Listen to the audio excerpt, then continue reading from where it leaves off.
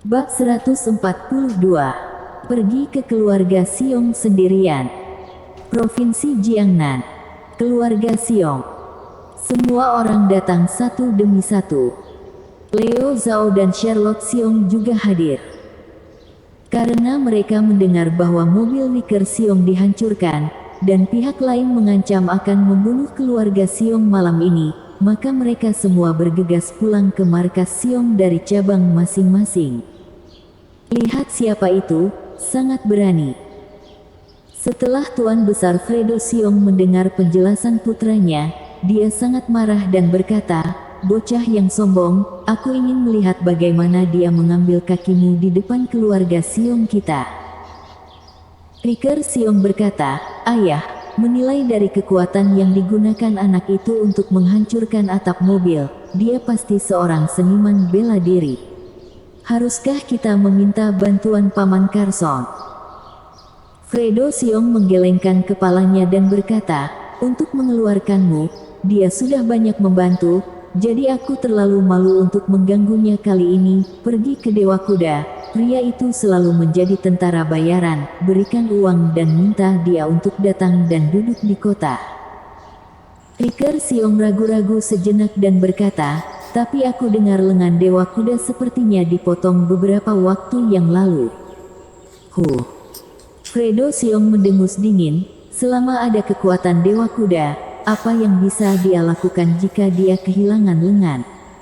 Kamu baru saja mengatakan bahwa anak itu baru berusia 20-an, jadi seberapa kuat dia?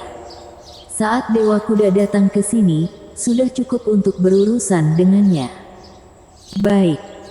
Riker Xiong mengangguk, dan segera berangkat mencari Dewa Kuda, mencibir di dalam hatinya. Anak laki-laki bermarga Lu, ia ingin melihat bagaimana memotong kakinya.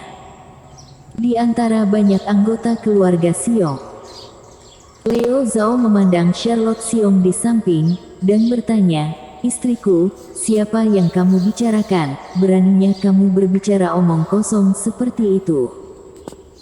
Charlotte Xiong menggelengkan kepalanya dan berkata, "Bagaimana aku bisa tahu? Aku akan mencari tahu di malam hari." Segera, malam tiba. Semua orang di keluarga Xiong menunggu dalam diam, tetapi pada jam 8 malam, masih belum ada orang luar yang datang.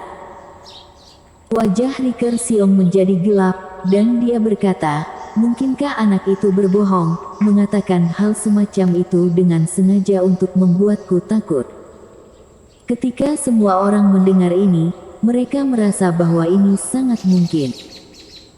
Kalau tidak, mengapa orang itu tidak melumpuhkan kaki Riker Xiong di siang hari, tetapi menunggu sampai malam? Dia juga mengatakan bahwa dia akan melepas kaki Riker Xiong di depan semua orang di keluarga Xiong. Apa bedanya dengan menjebak dirinya sendiri? Semua orang di keluarga Xiong berpikir bahwa Riker Xiong mungkin telah ditipu. Dewa Kuda berkata tanpa ekspresi, "Terlepas dari apakah orang yang kamu sebutkan akan datang malam ini atau tidak, bayaran yang telah aku terima tidak bisa. Selain itu, aku hanya bisa menunggu paling lama sampai jam 9. Meskipun lengannya patah, keagungan seorang seniman bela diri masih ada, dan semua orang di keluarga Xiong tidak berani membantah dengan satu kalimat." Riker Xiong mengutuk dengan suara rendah, "Anak sialan, trik apa yang kamu mainkan?" Suara itu jatuh begitu saja. Tiba-tiba Kapten Keamanan bergegas masuk dan berkata, "Seorang pemuda datang ke sini dengan sepeda." Cahaya ganas melintas di mata Riker Xiong dan berkata, "Pasti anak itu, biarkan dia masuk, aku akan membiarkannya mati di sini hari ini." Ketika Leo Zhao dan istrinya mendengar kata-kata ini, jantung mereka berdetak kencang, dan mereka memiliki firasat yang samar. Mungkinkah kakak Lu? Ketika mereka membawa putra mereka ke Louis Lu untuk perawatan medis hari itu, mereka sudah tahu bahwa Louis Lu dan Riker Xiong mengadakan festival, tetapi baik Louis Lu maupun Riker Xiong tidak mengatakan apa festival itu. Jadi ketika mereka mendengar seorang pemuda datang ke sini dengan sepeda, hal pertama yang mereka pikirkan adalah Louis Lu. Leo Zhao menjulurkan lehernya untuk melihat keluar gerbang halaman. Ketika dia melihat sosok itu menjadi semakin jelas, firasat buruknya akhirnya diverifikasi. Itu benar-benar kakak Lu. Leo Zhao sangat cemas untuk beberapa saat, dan dia melirik Fredo Xiong, Riker Xiong dan yang lainnya. Semuanya memiliki mata yang tajam, dan segera menjadi lebih cemas. Setelah beberapa saat, dia tiba-tiba membuat langkah berani, langkah paling berani sejak dia memasuki keluarga Xiong. Leo Zhao berlari menuju gerbang halaman, melambaikan tangannya dan berteriak dengan cemas kepada Louis Lu, "Kakak Lu, cepatlah, cepat pergi, mereka mengundang Dewa Kuda untuk membunuhmu." Status Leo Zhao dalam keluarga Xiong sangat rendah, dan dia bahkan tidak bisa berkata apa-apa. Dapat dikatakan bahwa dia mengambil keberanian besar untuk melakukan langkah ini hari ini. Wajah Riker Xiong menjadi gelap, dan dia mengutuk dengan keras, "Sial, apa yang terjadi dengan menantu yang tidak berguna hari ini?" Sepertinya dia tidak ingin tinggal di rumah Xiong lagi.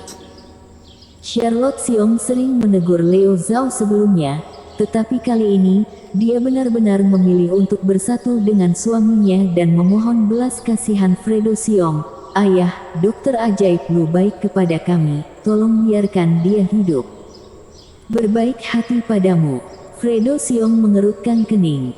"Nah, ini." Charlotte Xiong dengan cepat menceritakan kisah bahwa Louis Lu menyembuhkan penyakit aneh putranya belum lama ini. Setelah mendengar ini, Fredo Xiong berpikir keras. Riker Xiong tampak tidak sabar, dan berkata, "Ayah, jangan tertipu, sekarang ini bukan pertanyaan apakah kita membiarkan anak itu pergi, tetapi anak itu terlalu banyak menggertak dan memprovokasi." Ketika Fredo Xiong mendengarnya, itu memang benar.